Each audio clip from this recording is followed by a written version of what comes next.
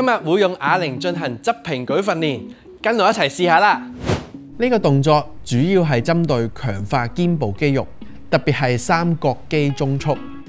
膝頭哥微曲，手握啞鈴，手臂自然垂低，保持手踭微曲，慢慢將啞鈴斜向外舉至膊頭高度，感受肩部肌肉發力，喺最高點稍作停留，然後慢慢返回開始位置。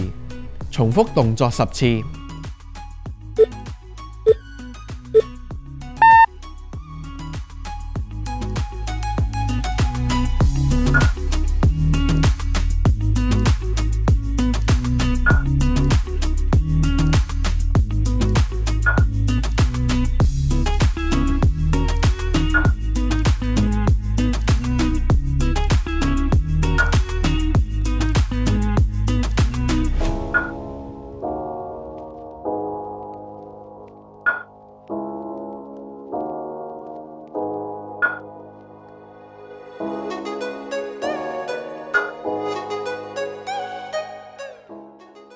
完成，重複動作3組。